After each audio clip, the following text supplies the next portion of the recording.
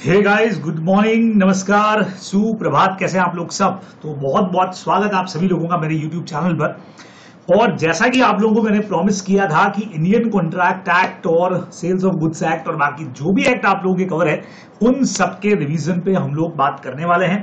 तो एग्जाम्स का महीना इस वक्त में आपका चल रहा है और ये ही सही वक्त है कि जब हम लोग लॉ का रिवीजन बिल्कुल प्रॉपर तरीके से लगा लें।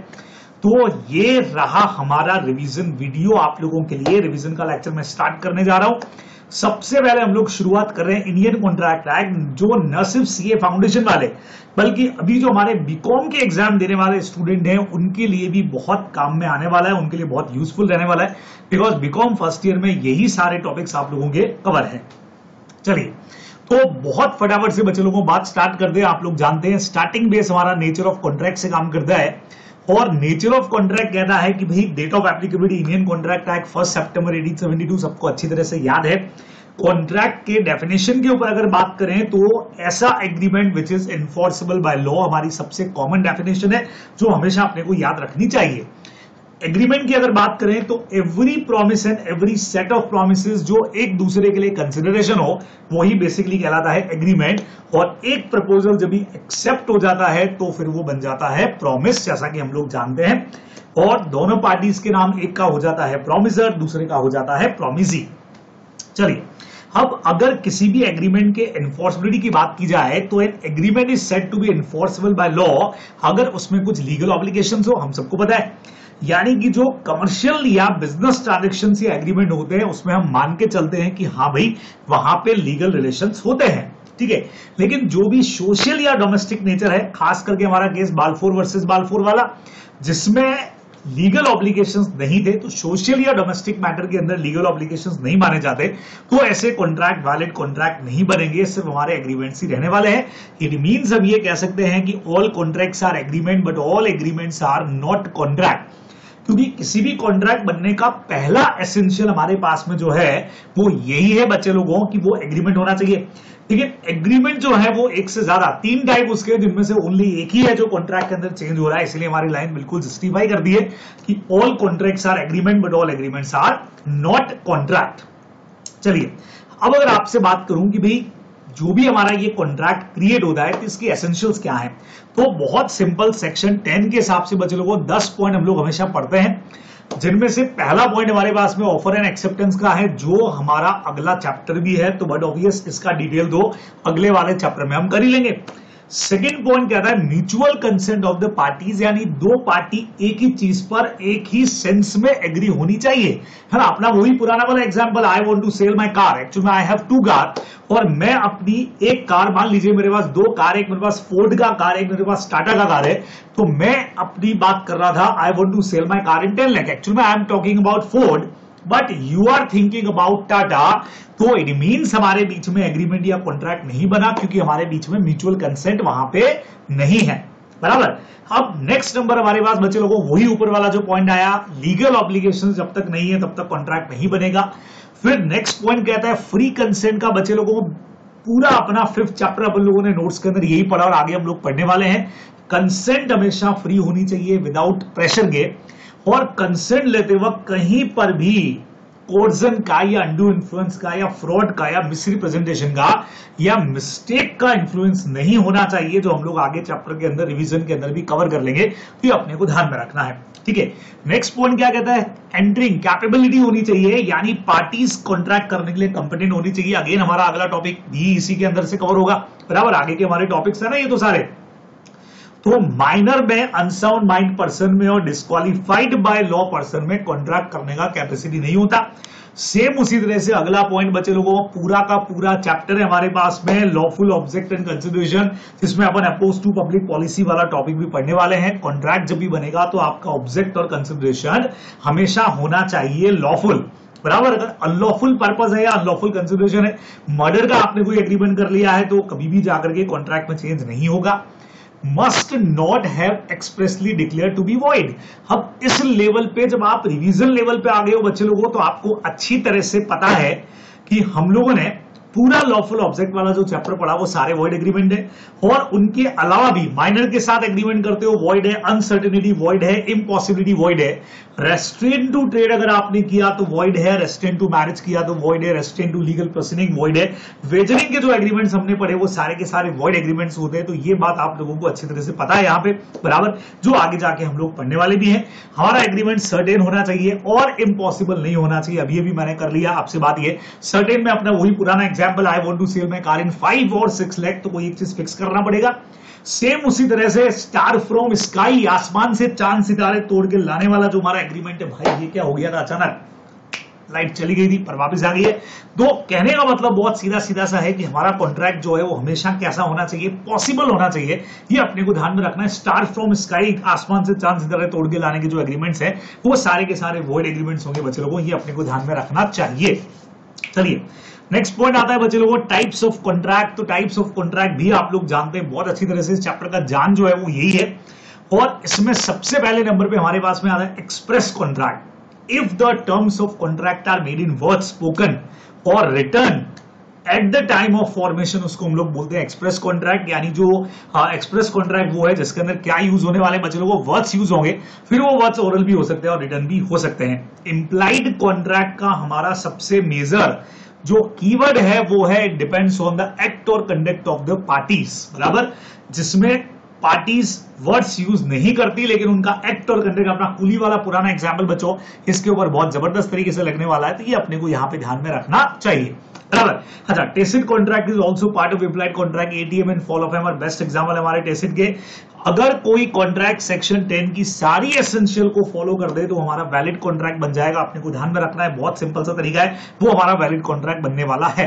चलिए, वॉइडेबल कॉन्ट्रैक्ट बच्चे लोगों चैप्टर नंबर 5 में अगर अपन पढ़ते हैं तो an agreement which is enforceable by law at the option of one or more parties, बराबर। इसका कीवर्ड क्या हो गया, it depends on the option of, it is enforceable at the option of the one or more parties but not at the option of other. एक party चाहे तो इसको cancel करवा सकती है, दूसरी इसको कंटिन्यू कर सकती है।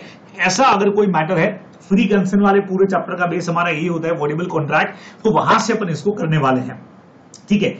N agreement which is not enforceable by law is called void agreement, जिसकी खासियत है कि ये वॉइड एब इनिशियो होते हैं, यानी जब बने तभी से ये होते हैं एब्सोल्युटली जीरो, एब्सोल्युटली वॉइड, इनमें कोई लीगल राइट्स नहीं बनते। वॉइड कॉन्ट्रैक्ट की खासियत बच्चे लोगों, ceases to be enforceable, word याद आ गया आपको, सीजेस टू बी इन्फोर्सेबल, यानी जब आपने कॉन्ट्रैक्ट बनाया तो एब्सोल्युटली वैलिड कॉन्ट्रैक्ट था, लेकिन ड्यू टू सर्कमस्टांसेस परफॉर्मेंस से पहले वो इम्पॉसिबल हो गया, तो वो हमारा हो जाएगा वॉइड वाला कॉन्ट्रैक्ट। यानी जब बनाया था तब कैसा था सर, बनाया था तब एकदम वैलिड था। पुराना एग्जाम्पल, अपना कार सेल करने का एक कॉन्ट्रैक्ट हमने किया, लेकिन कार बेचते परफॉर्मेंस होती उससे पहले एक्सीडेंट में डिस्ट्रॉय हो गई, तो हमारा कॉन्ट्रैक्ट हो जाएगा वॉइड कॉन्ट्रैक्ट, है ना। सेम उसी तरह से एक पेंटर मेरी पेंटिंग बनाने वाला था, एक फिक्स डेट हमने कर दिया तो वैलिड कॉन्ट्रैक्ट बन तो गया, लेकिन परफॉर्मेंस से पहले अगर डेथ हो गई किसी पर्सन की, हम दोनों में से किसी की, तो इट मींस हमारा कॉन्ट्रैक्ट जो है वो क्या हो जाएगा, वॉइड कॉन्ट्रैक्ट। सेम चीज इन लॉ वाला, बराबर, याद आ गया आप लोगों को। तो it is a matter of void contract, अपने को ध्यान में रखना है। अनइन्फोर्सेबल कॉन्ट्रैक्ट की खासियत क्या है, good in substance but due to some technical defect, है ना, यानी सब कुछ सही है भाई, लेकिन कुछ टेक्निकल डिफेक्ट की वजह से हम इसको एग्जीक्यूट नहीं करवा सकते हैं, ऐसा हमारा जो भी कॉन्ट्रैक्ट होगा वो अनइन्फोर्सेबल होगा। जैसे कई सारे कॉन्ट्रैक्ट हमारे रिटर्न में होने चाहिए, लेकिन आपने रिटर्न की जगह ओरल कर लिए, या कुछ टेक्निकल डिफेक्ट, स्टैम्प पेपर बराबर से नहीं लगाया, या लिमिटेशन एक्ट का जो टाइमिंग 3 इयर्स वाला है वो अपन ने फॉलो नहीं किया, तो ऐसा अगर कुछ भी है। बेस्ट एग्जांपल था बच्चों, 2015 के अंदर एक लोन लिया है और 2019 के अंदर अगर आप केस करना चाह रहे हैं तो अनइन्फोर्सेबल कॉन्ट्रैक्ट हो चुका है, बिकॉज 3 इयर्स का आपका लिमिटेशन पीरियड वाला टाइम जो है वो निकल चुका है। तो ये इसके एग्जांपल में अपने को ध्यान में रखना चाहिए। Now what about the quasi contract. बच्चों क्वासी कॉन्ट्रैक्ट का हमारा बिल्कुल सेपरेट चैप्टर है, लेकिन आप लोग जानते हो it is impose by law, है ना। हाँ, क्रिएटेड बाय लॉ होता है, इसमें कोई ऑफर एक्सेप्टेंस नहीं होता, बिकॉज अनजस्ट इनरिचमेंट इसके अंदर लगता है। No person allowed to take benefit at the cost of other, तो ये अपने को पॉइंट ध्यान में रखना है, बराबर। क्वासी कॉन्ट्रैक्ट 5 टाइप्स के हैं, जो हम लोग सेपरेट, हमारा पूरा का पूरा चैप्टर है बच्चों लोगों, उन सब के अंदर supply, necessity supply to incapable person, या फाइंडर ऑफ लॉस गुड्स वाले जो अपने पॉइंट थे वो 5 पॉइंट अपन वहां पे कवर करने वाले हैं। अगर कोई भी contract performed by both the parties है, दोनों पार्टीज ने काम पूरा कर दिया है, तो बच्चे लोगों वो हमारा बन जाएगा एग्जीक्यूटेड कॉन्ट्रैक्ट, कंप्लीटली परफॉर्म। लेकिन अगर कोई कॉन्ट्रैक्ट वन और बोथ पार्टीज की तरफ से ड्यू है ना, सपोज करिए कि मैं आपको एक कार बेचने वाला हूं, मैंने कार आपको डिलीवर कर दिया, पैसा आप मुझे बाद में देने वाले हो, तो ये होता है आउटस्टैंडिंग बाय वन साइडेड, जिसको यूनिलेटर भी बोलेंगे। ये भी हो सकता है कि एक महीना बाद में आपको कार दूंगा और पैसा भी आप मुझे एक महीना बाद दोगे, तो दोनों पार्टीज का कॉन्ट्रैक्ट अभी फ्यूचर में होने वाला है, वो दोनों ही चीजें कहलाती हैं एग्जीक्यूटरी, है ना, one sided and both sided. लेकिन इसमें दो पार्ट हमारे हो गए, एक ने कर दिया और एक का अगर बाकी है, एक पर्सन ने कॉन्ट्रैक्ट कर दिया, दूसरे का कॉन्ट्रैक्ट पूरा करना बाकी है, तो it is matter of unilateral contract, it is the matter of unilateral contract. और अगर दोनों पार्टीज के आउटस्टैंडिंग बढ़ा है, contract in which obligation on the both the parties to the contract are outstanding, यानी दोनों पार्टीज को भी परफॉर्म करना बाकी है, तो उसे हम लोग क्या बोलेंगे, बायलैटरल कॉन्ट्रैक्ट। बच्चों को बहुत सिंपल पॉइंट है जो आपको ध्यान में रखना है। What about the E contracts, इसको पढ़ के जाइएगा। कोई भी कॉन्ट्रैक्ट जो इलेक्ट्रॉनिक मीन से हो रहे हैं, दो या दो से ज्यादा लोगों के बीच में, जहां पे आप मेल्स वगैरह यूज कर रहे हैं, कोई भी इलेक्ट्रॉनिक मोड यूज कर रहे हैं कॉन्ट्रैक्ट करने के लिए, वो सारे कॉन्ट्रैक्ट हमारे ई कॉन्ट्रैक्ट्स के बाद होते हैं। ये आपको ध्यान में रखना है। तो इस चैप्टर में मजेदार चीज जो बढ़िया पढ़ने वाली है, वो टाइप्स ऑफ कॉन्ट्रैक्ट आपका बेस जाएगा, जो आप ध्यान रखेंगे। अदर प्रोविजंस के अंदर बच्चे लोगों कोई भी ऐसे एग्रीमेंट जिनको लॉ ने एक्सप्रेसली एम्प्लाइडली प्रोहिबिटेड कर दिया या फॉरबिडन बाय लॉ कर दिया, वो इलीगल एग्रीमेंट्स होते हैं। और आप जानते हो इलीगल है तो वॉइड भी होगा ही होगा। आप ये भी जानते हैं कि अगर कोई भी इलीगल का कोलेटरल एग्रीमेंट हुआ, उसका जो सपोर्टिव एग्रीमेंट हुआ, वो भी इलीगल और वॉइड होने वाला है, बराबर। लेकिन अगर मेन एग्रीमेंट आपका सिर्फ वॉइड एग्रीमेंट है, इलीगल नहीं है, तो उसका जो कोलेटरल होगा वो नॉट अफेक्टेड होगा, वो वैलिड, वॉइड, वॉइडेबल कुछ भी हो सकता है। ये अपने को ध्यान में रखना चाहिए। तो मैंने आपको क्या सिखाया था कि वैलिड का कोलेटरल नॉट अफेक्टेड, वॉइड का कोलेटरल भी नॉट अफेक्टेड, कुछ भी हो सकता है। लेकिन इलीगल अगर कोई भी एग्रीमेंट है तो उसका कोलेटरल हमेशा इलीगल एंड वॉइड होगा, ये अपने को ध्यान में रखना चाहिए। तो चैप्टर फर्स्ट में बच्चे लोगों ये चीजें हमारे पढ़ने के लिए बहुत जबरदस्त है, जो आप लोगों को ध्यान में रखना चाहिए, बराबर। चलिए बच्चे लोगों, बहुत फटाफट से चैप्टर नंबर 2 की तरफ हम लोग बढ़ जाते हैं कि चैप्टर नंबर 2 में हमारा क्या कंसेप्ट काम में आने वाला है। आइए इसको भी हम लोग यहां से देख लेते हैं। चलिए बच्चे लोगों, सेकंड चैप्टर पे हम लोग बात शुरू कर देते हैं। ऑफर एंड एक्सेप्टेंस आप लोग जानते हैं, तो किसी भी कॉन्ट्रैक्ट या एग्रीमेंट को स्टार्ट करने के लिए हमारे पास जो सबसे पहला पॉइंट आता है वो हमारा ऑफर होता है। तो ऑफर क्या कहते हैं, आइए फटाफट से डेफिनेशन सेक्शन नंबर 2A की।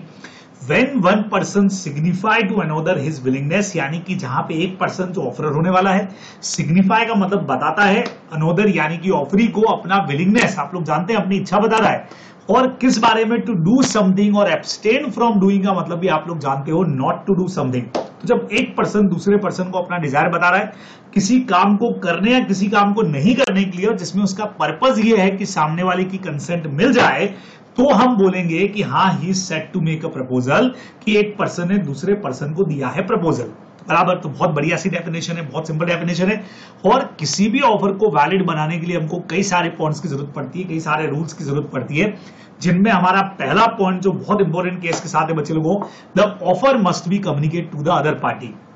अब लालमन शुक्ला वर्सेस गौरीदत्त का केस हम लोगों ने पढ़ा हुआ है। किसी भी ऑफर का कम्युनिकेशन ऑफरी को हो जाना चाहिए, लेकिन एक्सेप्टेंस देने से पहले अगर एक्सेप्टेंस पहले दे दिया, जैसे लालमन शुक्ला वर्सेस गौरीदत्त में था कि लालमन शुक्ला ने नेफ्यू को सर्च करके रिटर्न पहले कर दिया, बाद में उसको 501 के रिवॉर्ड के बारे में पता लगा, तो लॉ कहता है भाई you are not entitled to get any reward, क्योंकि ये वैलिड ऑफर नहीं माना जाएगा। तो ऑफर का कम्युनिकेशन हमेशा ऑफरी को एक्सेप्टेंस से पहले ही हो जाना चाहिए, ठीक है। सेकंड पॉइंट हमारा बहुत सिंपल बच्चों, offer must B definite, clear और सर्टेन होना चाहिए, अनसर्टेनिटी नहीं होनी चाहिए, पहले से हम लोग जानते हैं। लीगल ऑब्लिगेशंस होने चाहिए। नेक्स्ट पॉइंट हमारा जो बहुत मेजर पॉइंट है बच्चों, मोस्ट इंपॉर्टेंट पॉइंट में से एक है कि ऑफर और invitation to offer absolutely different होते हैं, बराबर। अब आप लोगों को यहां ये समझना चाहिए कि जनरल ऑफर में और इन्विटेशन टू रिसीव ऑफर में डिफरेंस क्या है। हम लोगों ने बात किया कि अगर कोई भी ऐसा एडवर्टीजमेंट है जिसके अंदर कोई तरह का प्राइस डिक्लेयर है, या एक ऐसा ऑफर है जो कॉमन पब्लिक के लिए है, जो सबके लिए है, जिसको any person from public can accept, वो सारा हमारा मैटर क्या कहलाता है, जनरल ऑफर का। लेकिन वहीं इन्विटेशन टू रिसीव ऑफर के अंदर एक इन्विटेशन जाएगा, और जो पर्सन उस इन्विटेशन को देख रहा है वो आकर के ऑफर करेगा, और नाउ इन्विटेशन देने वाले की चॉइस के ऊपर है कि वो उस ऑफर को एक्सेप्ट करे या नहीं करे। और इसके लिए बहुत सारे एग्जाम्पल्स बच्चे लोगों हमने पढ़े थे। प्राइस लिस्ट का एग्जाम्पल, रेस्टोरेंट का मेन्यू कार्ड, हमने कहा था कि अगर आप किसी रेस्टोरेंट में जाकर के आप पिज्जा ऑर्डर करते हैं, तो बेसिकली आप पिज्जा ऑर्डर करके ऑफर नहीं कर रहे हो, है ना, कि सामने वाला मना करते तो आप सूट फाइल कर दोगे। बट ऑब्वियस रेस्टोरेंट का मेन्यू कार्ड आपके लिए इनविटेशन टू ऑफर है, जिसमें से आपने देख करके पिज्जा ऑर्डर किया, वो आपकी तरफ से ऑफर है। अब सामने वाले की मर्जी पे है कि वो उस ऑफर को एक्सेप्ट करेगा कि नहीं करेगा, ये अपने को इधर ध्यान में रखना चाहिए। बराबर, बहुत क्लियर है। सेम उसी तरह से कोई भी शोरूम में प्राइस टैग लगे हुए हैं, या किसी भी सेल्फ सर्विस स्टोर के अंदर जाकर के, अपना बहुत फेमस वो शंभू दयाल वाला एग्जाम्पल है बच्चे लोगों, जहां जाकर के आपने कुछ गुड्स सेलेक्ट किए, सेलेक्ट करके कैशियर के पास में गए और कैशियर ने पेमेंट लेने से मना कर दिया है, तो आप उस कैशियर के ऊपर या शॉप ओनर के ऊपर सूट फाइल नहीं कर सकते हो, है ना। रीजन क्या है इसका, बहुत क्लियर है। शोरूम में, सेल्फ सर्विस स्टोर में जितना भी रैक्स में सामान पड़ा हुआ है, वो सबका सब सिर्फ क्या है, इनविटेशन टू रिसीव ऑफर। आपका गुड्स को सेलेक्ट करके पेमेंट के लिए पूछना ऑफर है, और उस ऑफर को एक्सेप्ट करना नहीं करना सामने वाले की चॉइस के ऊपर डिपेंड करेगा। ये आप लोग को इधर ध्यान में रखना चाहिए। सेम उसी तरह से एडवर्टीजमेंट, भाई हाउस अवेलेबल फॉर रेंट अगर है तो वो भी इन्विटेशन टू रिसीव ऑफर है। कंपनी का प्रोस्पेक्टस बेस्ट एग्जाम्पल है, इन्विटेशन टू ऑफर है।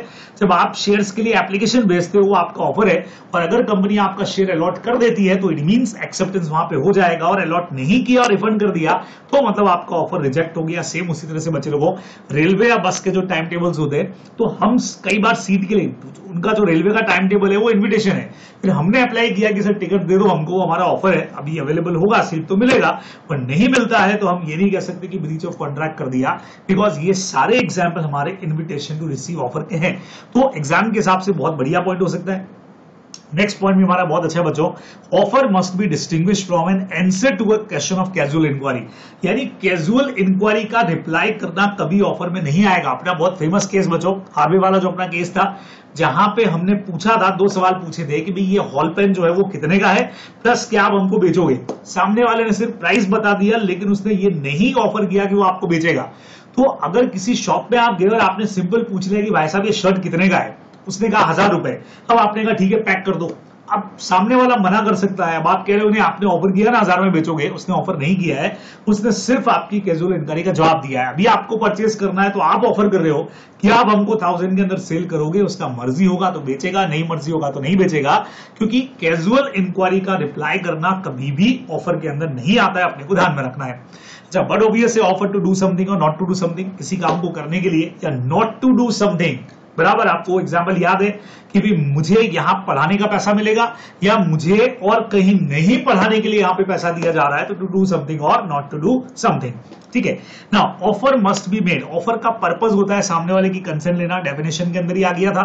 Offer may be conditional, offer के साथ अपन कंडीशन लगा सकते हैं कि भाई I want to sell my car in 5 lakh, if you want to buy you have to deposit 50,000 advance till evening. तो ये मेरे ऑफर के साथ कंडीशन लग गया, and if you want to accept my offer, आपको उसके साथ का कंडीशन भी एक्सेप्ट करना पड़ेगा, ये अपने को ध्यान में रखना है। ठीक है, नेक्स्ट पॉइंट हमारा कहता है the offer should not contain a term the non compliance of which would amount to acceptance. बच्चों पुराना पॉइंट है अपना, आप किसी भी ऑफर के साथ ऐसा कोई भी कंडीशन नहीं लगा सकते हो जिसका नॉन कंप्लायंस एक्सेप्टेंस मान लिया जाए, जिससे कनेक्टेड एक पॉइंट था, silence can not be treated as acceptance. मैंने आपको ऑफर किया कि I want to buy your bike in 50,000 और आई नीड योर रिप्लाई। अगर आपका रिप्लाई नहीं आया, in case of there is no reply, it will be treated as yes.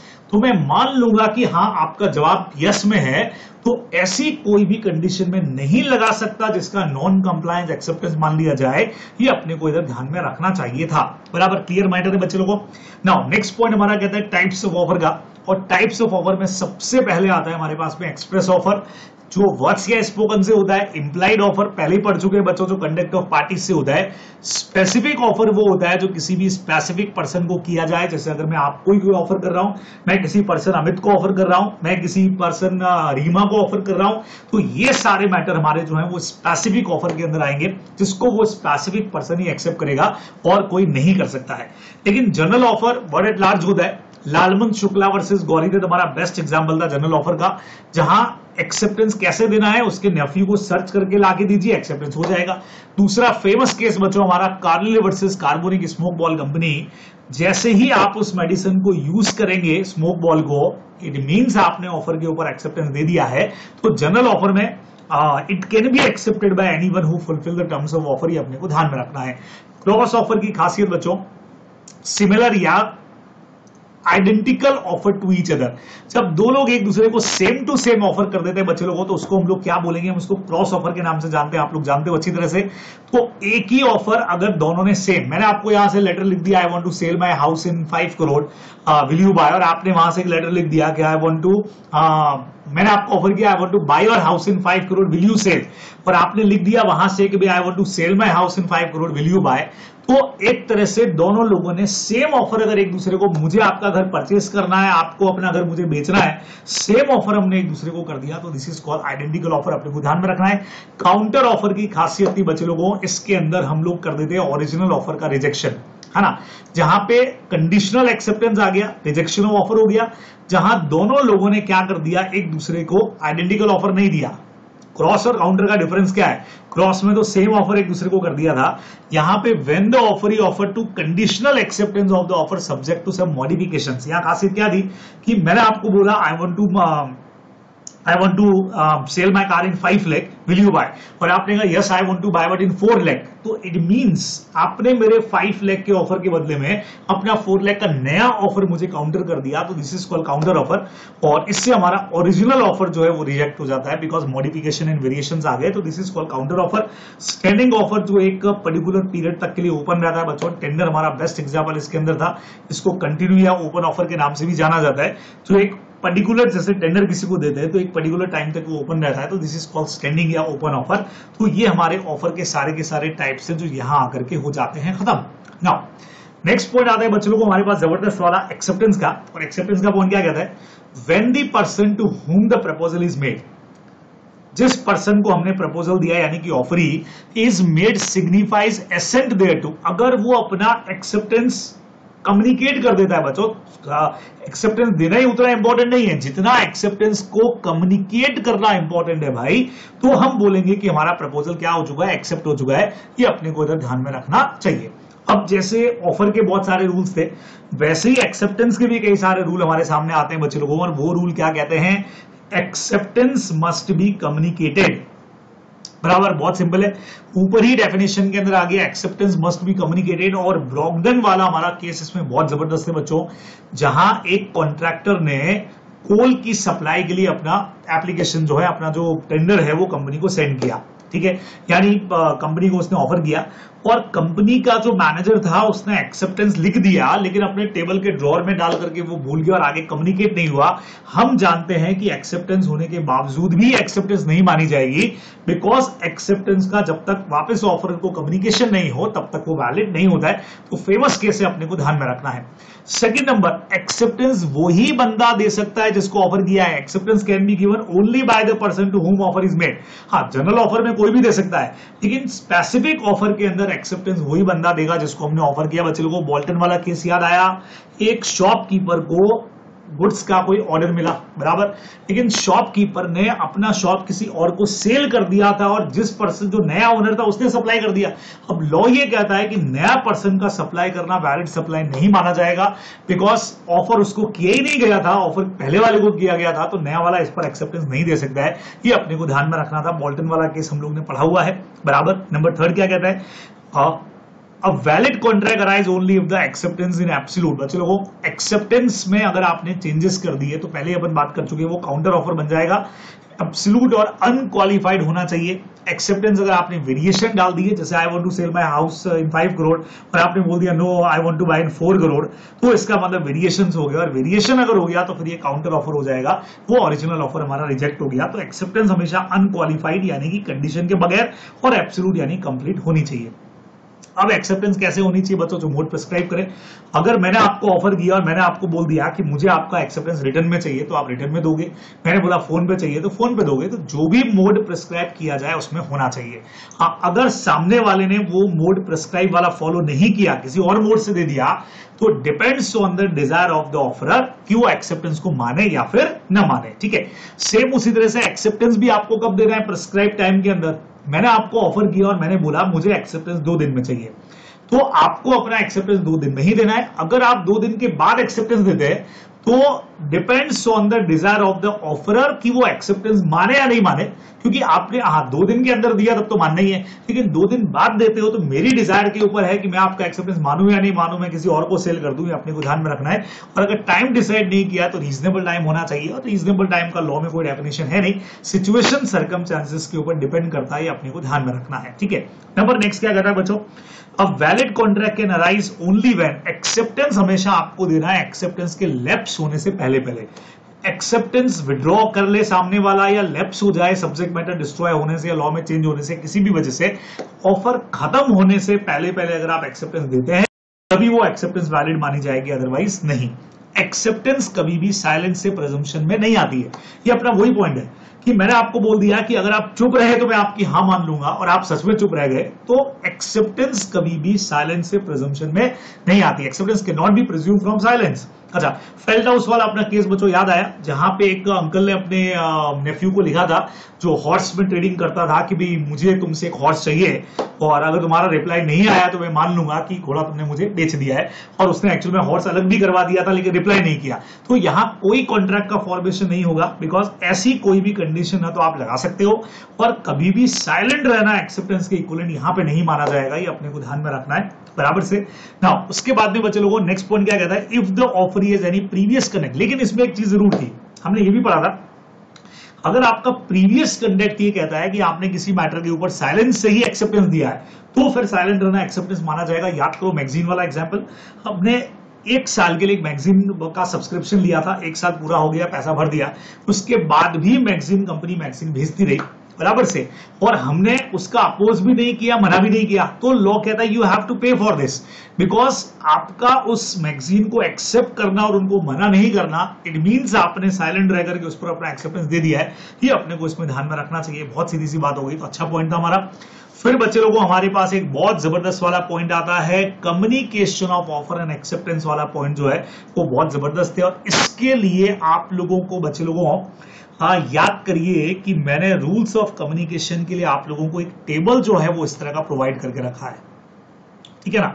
तो अगर किसी के पास ये टेबल नहीं हो भाई तो मुझे व्हाट्सएप कर देना, तो मैं आपको टेबल जो है वो प्रोवाइड कर दूंगा, क्योंकि इस टेबल के थ्रू आप लोग बहुत जबरदस्त तरीके से इस पूरे टॉपिक को जो है वो समझ सकते हो, ठीक है ना। मतलब आपने समझाओ तो पहले से वही है, लेकिन अगर आपको रिवाइज करना है सारे टॉपिक को, तो टेबल जो है वो बहुत जबरदस्त तरीके से आपकी मदद कर देगी। आइए चेक करते हैं बच्चे लोगों कि इस टेबल के अंदर बेसिकली क्या है और आप इसको कैसे समझ सकते हो, है ना। जैसे कि हमारा पहला कंसेप्ट आता है कि जब हम लोग डिस्टेंस प्लेस पे होते हैं, ये रूल कब काम करते हैं बच्चों, जब हम लोग आमने सामने हो तब तो कोई दिक्कत नहीं है, मैंने अभी ऑफर किया, आपने अभी एक्सेप्ट कर लिया। लेकिन जब हम लोग डिस्टेंस प्लेस के ऊपर हैं तो उस केस में हमारे लिए सारे रूल काम करते हैं कि मैं आज आपको ऑफर करूंगा, 2 दिन बाद आपको लेटर मिलेगा, फिर आप लेटर लिखोगे, एक्सेप्टेंस मुझे 4 दिन बाद मिलेगी। तो वो डेट कौन सी हो, वक्त कौन सा हो, जब हम मान लें कि हाँ भाई कम्युनिकेशन ऑफ ऑफर हो गया या कम्युनिकेशन ऑफ एक्सेप्टेंस हो गया। तो मैंने कुछ रूल्स बना के रखे हैं आप लोगों के लिए। तो ऑफर का कम्युनिकेशन कब होता है, when comes to the knowledge of the offeree. बच्चों समझना बराबर से, जब भी ऑफरी के नॉलेज के अंदर आ जाए, जैसे मैंने यहां से आज के डेट पे मान लीजिए 8 जून को मैंने यहां से आपको ऑफर किया है बराबर। 8 जून को अगर मैं आपको मान लीजिए ऑफर करूं और आपको मैं लेटर से ऑफर करूं और आपको लेटर 10 जून को मिलता है, तो 10 जून जो है वो ऑफर का कम्युनिकेशन डेट माना जाएगा। ये अपने को ध्यान में रखना है। ध्यान रखिएगा, जिस दिन आपके पास मेरा लेटर पहुंच गया, जिस दिन रीच हो गया, बच्चे लोगों समझना, जिस दिन पहुंच गया उस दिन मान लेते हैं कि आपको ऑफर का कम्युनिकेशन हो गया। लेकिन अगर क्वेश्चन के अंदर आपको दे रखा है कि मैंने आपको 8 को लेटर भेजा जो 10 को आपको मिला, लेकिन आपने उसको 11 को रीड किया है, तो बच्चों रीड वाली डेट ही कम्युनिकेशन की डेट मानी जाएगी। देखो मैंने टिक कर रखा है कि भाई कम्युनिकेशन की डेट कौन सी मानी जाए, जिस दिन पोस्ट किया, जिस दिन रीच किया, जिस दिन रीड किया। तो रूल कहता है जिस दिन रीड किया, लेकिन अगर क्वेश्चन में कोई इंफॉर्मेशन गिवन नहीं है कि कब पढ़ा, तो जब रीच हुआ उसी दिन हम मान लेते हैं कि पढ़ा हुआ है, तो रीच वाली चीज अपने को ले लेनी है। ये अपने को ध्यान में रखना है, ठीक है। नाउ फिर आता है बच्चों कम्युनिकेशन ऑफ एक्सेप्टेंस कब होता है, कंप्लीशन ऑफ कॉन्ट्रैक्ट। बहुत सिंपल है, ऑफरर और ऑफरी के लिए अलग अलग होता है, आप लोगों को मैंने बता रखा है, ठीक है। तो ऑफरर के लिए जैसे ही यहां से मैंने सामने वाले को लेटर भेजा और जैसे ही उसने लेटर को वहां से पोस्ट किया बच्चे लोगों, पोस्ट जब कर दिया तभी हम मान लेते हैं कि ऑफरर के लिए तो कॉन्ट्रैक्ट पूरा हो गया, यानी ऑफरर के अगेंस्ट में वहीं पे एक्सेप्टेंस का कम्युनिकेशन हो गया। अब ऑफरी के अगेंस्ट में कब होगा?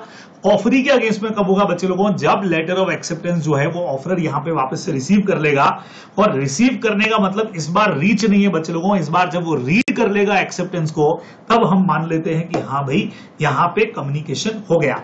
अब अगर कोई ऑफर का कम्युनिकेशन करना चाहे तो ऑफर का कम्युनिकेशन कब तक कर सकता है बच्चों?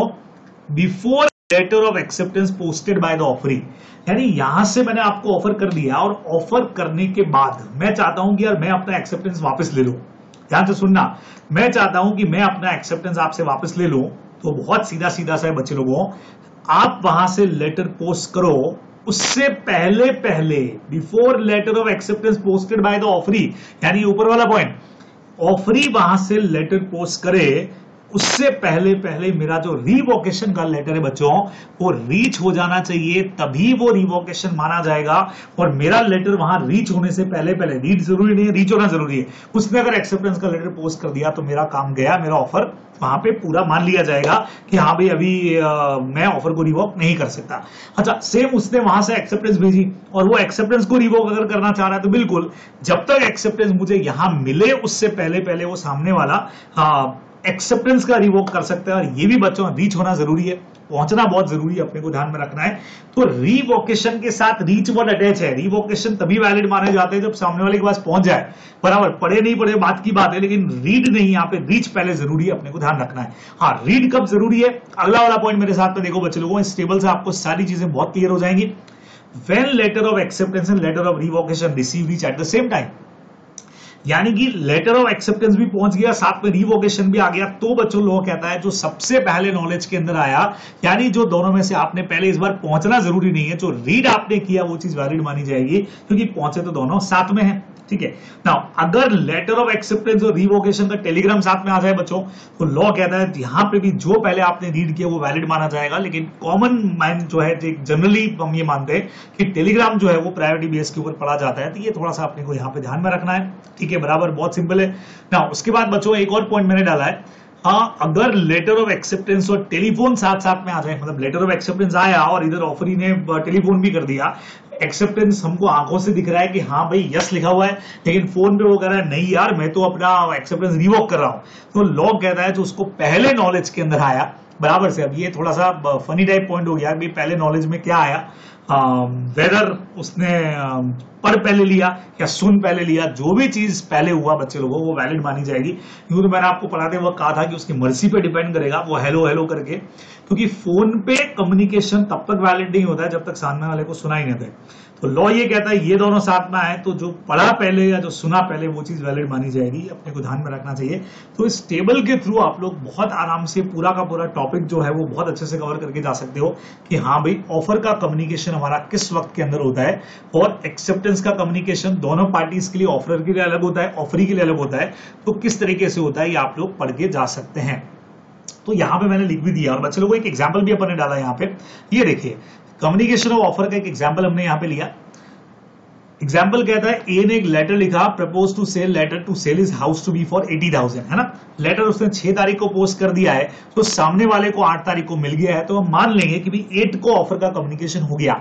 अगर क्वेश्चन में ये दिया होता कि 8 को पहुंच गया लेकिन 9 को रीड आउट किया, तो फिर 9 को हम ऑफर का कम्युनिकेशन मानते हैं। अब कम्युनिकेशन ऑफ एक्सेप्टेंस मैंने आपको बोल ही दिया, दोनों के लिए अलग अलग होता है। ऑफरर के लिए कब होता है, जब लेटर पोस्ट हो जाए, और एक्सेप्टर के लिए कब होता है, जब यहां पे ऑफरर को लेटर रिसीव हो जाए। सिंपल सा एक एग्जांपल यहां पे भी डाला है अपन ने, B accept S proposal by letter send by post on 9, ऊपर वाले एग्जांपल के आगे 9 को उसने एक्सेप्टेंस का लेटर पोस्ट कर दिया, तो 9 को जैसे लेटर पोस्ट किया बच्चे लोगों, ऑफरर के लिए तो कॉन्ट्रैक्ट हो गया। देखो ए के लिए एक्सेप्टेंस का कम्युनिकेशन 9 को ही हो गया, उसी दिन हो गया ऑफरर के लिए, और जब ये लेटर 11 तारीख को ए को मिलेगा तो बी के लिए भी उस दिन कॉन्ट्रैक्ट हमारा पूरा हो जाएगा। ये देखो बी के लिए कब हो जाएगा, जब ए को यहां पे आकर के लेटर मिलेगा, बराबर। तो समझना आपको मेरी एक क्रॉस में चलता है, वो वहां से ऑफरी लेटर भेज रहा है, जैसे ही पोस्ट कर रहा है, यहाँ ऑफरर के लिए कॉन्ट्रैक्ट पूरा हो रहा है ना। और जब ऑफरर को लेटर रिसीव हो रहा है तो ऑफरी के लिए हमारा कॉन्ट्रैक्ट पूरा हो रहा है। ये आप लोग को इधर ध्यान में रखना चाहिए। रिवोकेशन वाला पॉइंट अपन लोग वहां से बिल्कुल आराम से पढ़ चुके हैं बच्चे लोगों, तो बहुत आराम से आप कर लेंगे कि लेटर पोस्ट करने से पहले ऑफर का रिवोकेशन हो सकता है, और यहां लेटर रिसीव हो उससे पहले पहले एक्सेप्टेंस का रिवोकेशन भी हो सकता है, उसके बाद में नहीं होगा। ये सारे रूल हमने यहाँ पे लिखे हुए हैं। कुछ सिंपल रूल बच्चों मैंने आपको पहले ही बता दिया। टेलीफोन के ऊपर तब वैलिड माना जाएगा जब सुना जाए, ठीक है।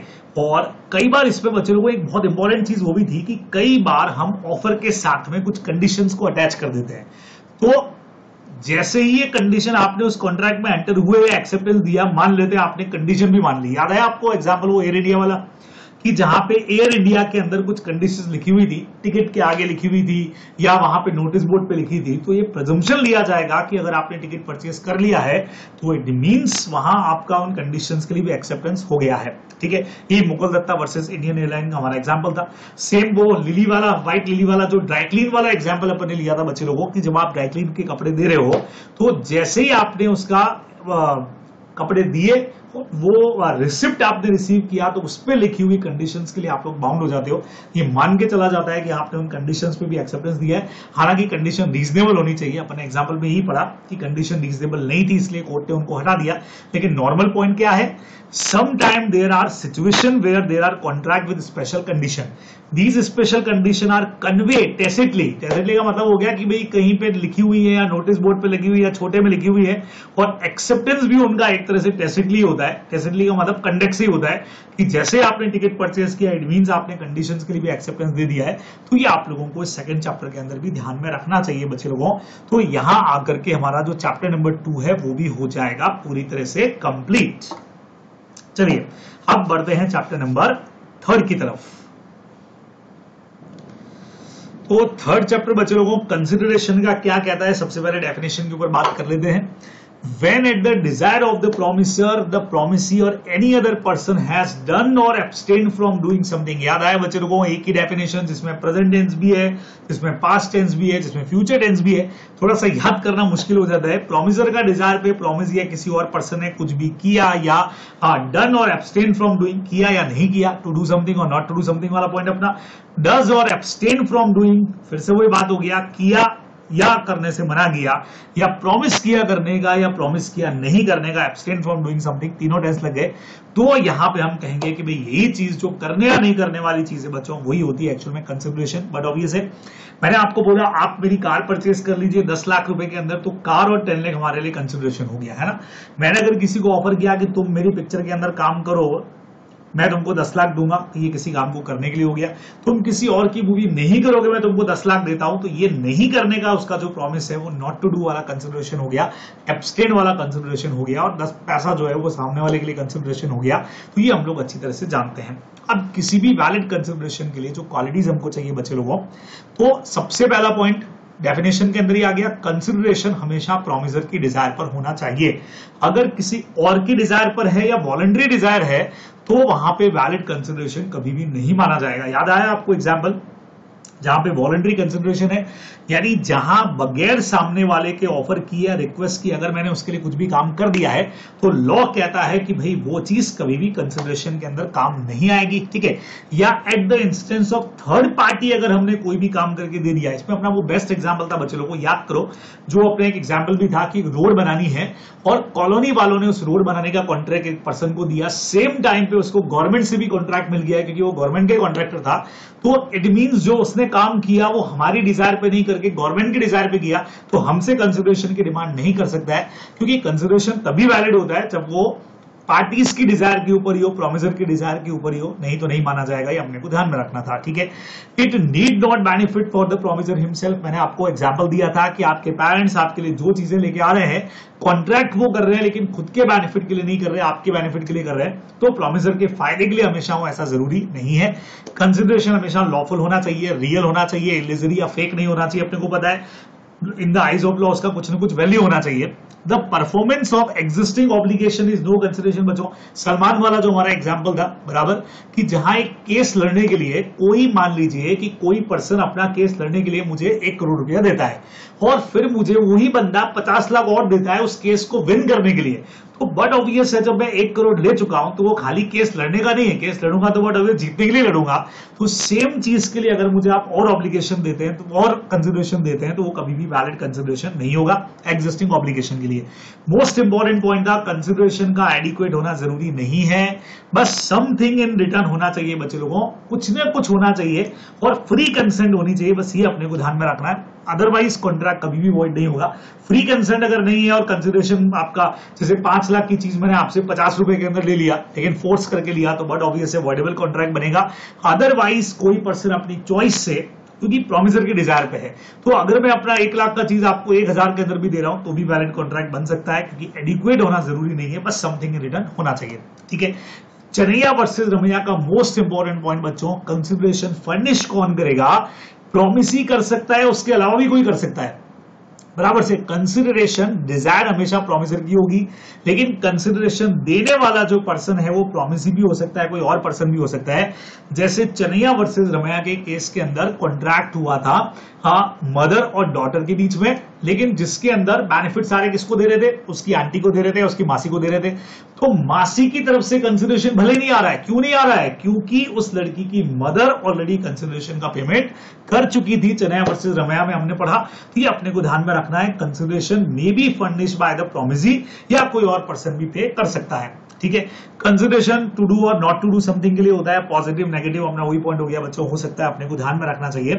तो ये अपन ध्यान रखेंगे। 3 तरह के कंसिडरेशन होते हैं। एक होता है पास्ट कंसिडरेशन, ठीक है, जहां पे consideration for a promise given by party before the promise is made, यानी कंसिडरेशन आपने पहले दे दिया, उसके बाद में जाकर के प्रॉमिस किया गया। इसकी भी एक टेबल है, आपको अभी सिखा देता हूं वो टेबल से, वो भी टेबल आपके साथ में भी शेयर करता हूं मैं।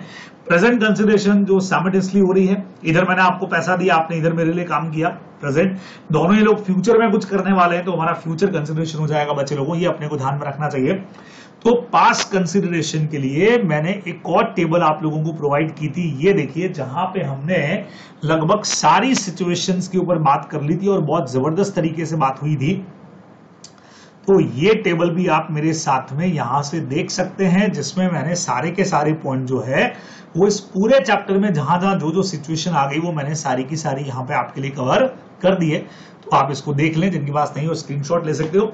सिचुएशन 1 हमारी थी कि भी वॉलंटरी एक्ट है ना, तो हमने पहले ही पढ़ लिया, वॉलंटरी एक्ट में कंसिडरेशन होता ही नहीं है।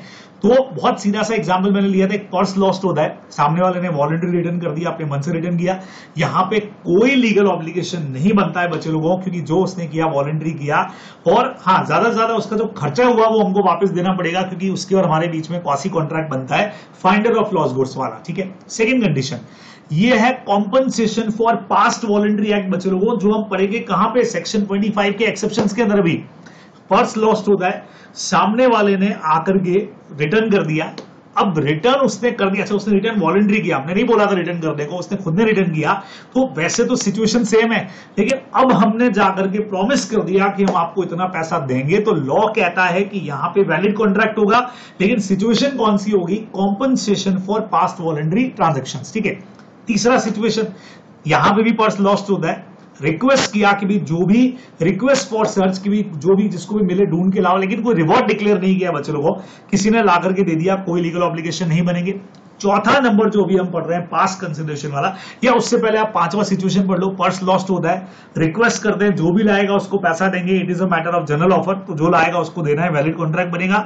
हम जो अभी पास्ट कंसिडरेशन पढ़ रहे हैं बच्चों, पर्स लॉस्ट हुआ, हमने रिक्वेस्ट तो किया था कि जिसको मिले वो वापस ला करके दो, लेकिन रिवॉर्ड डिक्लेयर नहीं किया था, अब किसी ने लाके दे दिया, अब वैसे लाके दे दिया, रिवॉर्ड तो डिक्लेयर किया नहीं था, तो वैसे तो लीगल ऑब्लिगेशन नहीं होता है, लेकिन अब जाकर के हमने प्रॉमिस कर दिया बच्चे लोगों, यहां पे नाउ प्रॉमिस फॉर रिवॉर्ड। जब पर्स लॉस्ट हुआ, मैंने रिक्वेस्ट किया, तब कोई रिवॉर्ड डिक्लेयर नहीं किया था, सामने वाले ने काम जरूर मेरी रिक्वेस्ट पे किया, लेकिन वॉलंटरी किया, सॉरी वॉलंटरी वर्ड यहां नहीं आएगा, वो तो यहां आ जाएगा, मेरी रिक्वेस्ट पे काम किया, लेकिन रिवॉर्ड डिक्लेयर नहीं था।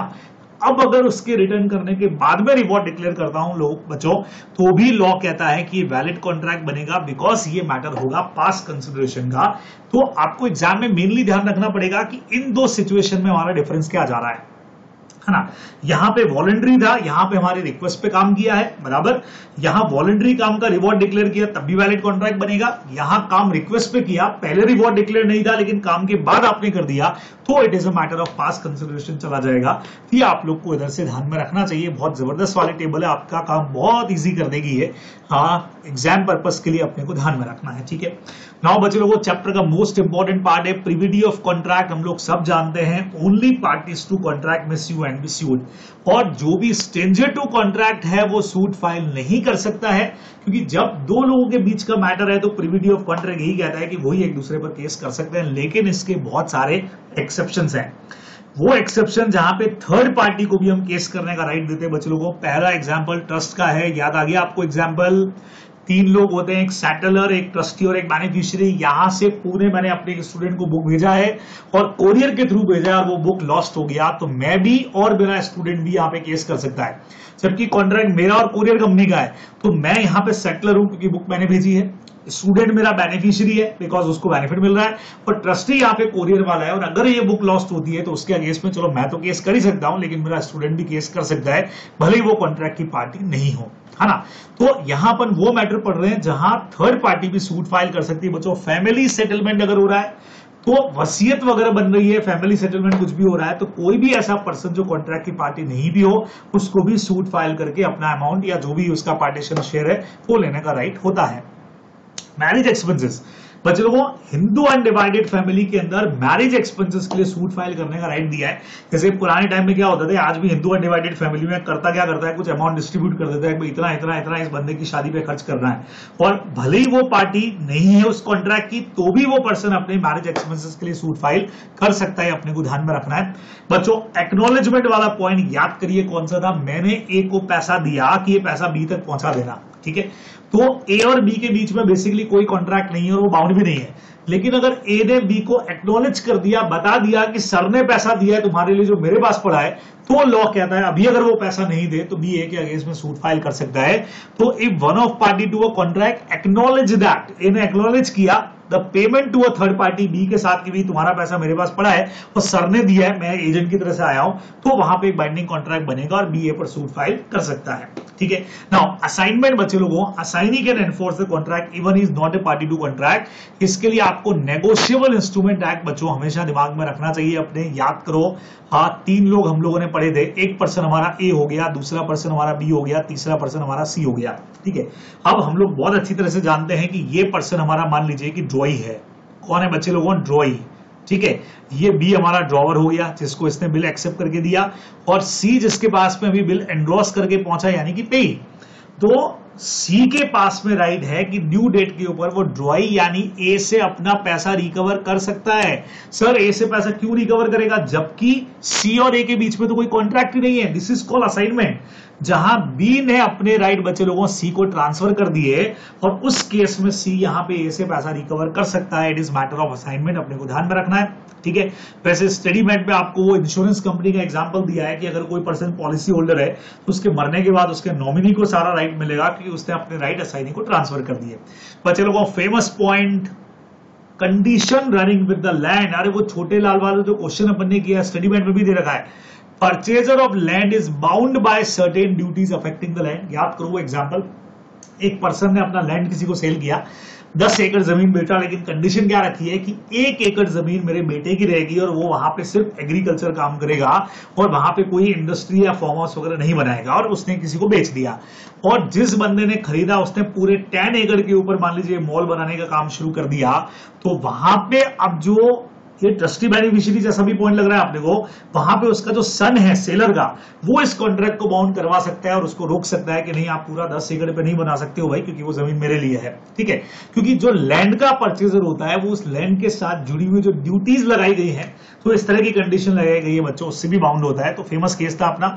और एजेंसी के केस में आपको मैंने कहा था कि एजेंट जो भी कॉन्ट्रैक्ट करेगा वो प्रिंसिपल के लिए बाउंड रहेंगे, क्योंकि प्रिंसिपल ने कॉन्ट्रैक्ट हालांकि नहीं किया डायरेक्टली, लेकिन एजेंट जो करे वो प्रिंसिपल के लिए बाउंड होता है। तो यहां यहाँ पे इन सारे मैटर में trust, family settlement, marriage expenses, assignment, acknowledgement और condition running with the land और एजेंसी के केस में थर्ड पार्टी सूट फाइल कर सकती है, अपने को ध्यान में रखना है।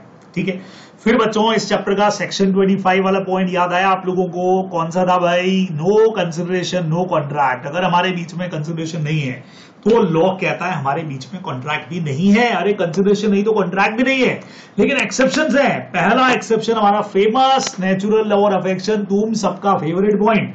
ठीक है, दो लोग जिनके बीच में नेचुरल लव और अफेक्शन है, बराबर। अभी मैंने थोड़े टाइम पहले वो रील भी बना के डाला था, किसके ऊपर है ना, मेरा इंस्टा अकाउंट के ऊपर, लॉ बाबा जी के ऊपर। इसका एक रील भी बना करके मैंने डाला था, लॉ बाबा जी, या हो सकता है एडवोकेट जयेश भंडारी पे हो।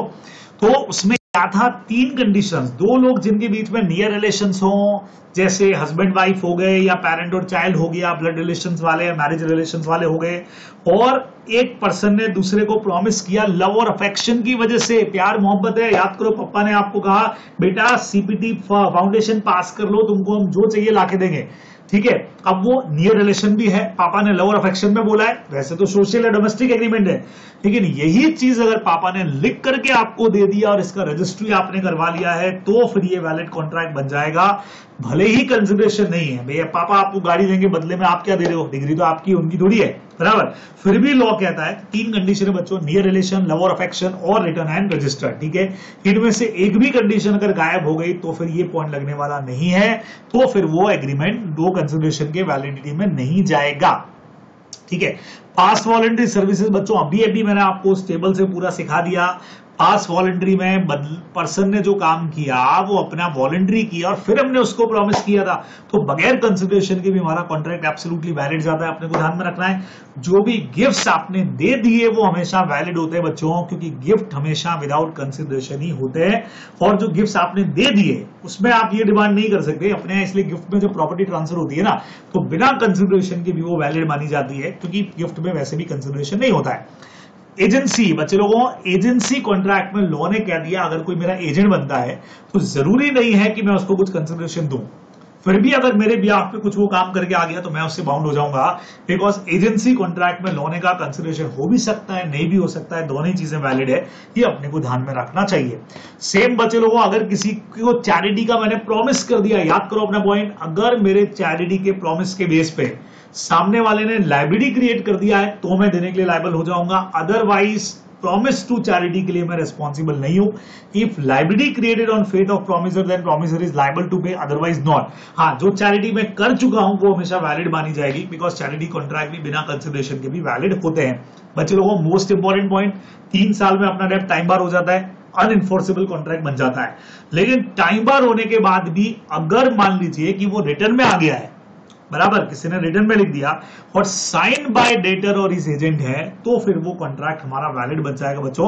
रजिस्टर्ड की जरूरत नहीं है इसके अंदर, इसमें रिटर्न एंड साइन, यानी जिस बंदे ने डेप्ट लिया था 2015 में, वो बंदा, पुराना एग्जांपल तो इसलिए मैं ले रहा हूं, 2019 मान लो आ गया था, और या अभी का 2022 हमारा आ गया, और उस बंदे ने जिसने लोन लिया उसने रिटर्न में लिख के दे दिया, साइन करके दे दिया कि मैं पे करूंगा, तो फिर वो वैलिड होगा। हाँ, लोन 10,000 का था, प्रॉमिस 5,000 का ही किया, तो जितना लिखा उतना ही वैलिड रहेगा। और सर ज्यादा लिख दियो विद इंटरेस्ट अगर हो रहा है तो अच्छी बात है, नहीं तो जितना आपका लोन अमाउंट है उतना वैलिड होगा, ये अपने को ध्यान में रखना है। बेलमेंट्स के कॉन्ट्रैक्ट बच्चों, इनमें कंसिडरेशन नहीं चाहिए, याद करो मैंने एग्जांपल क्या दिया था।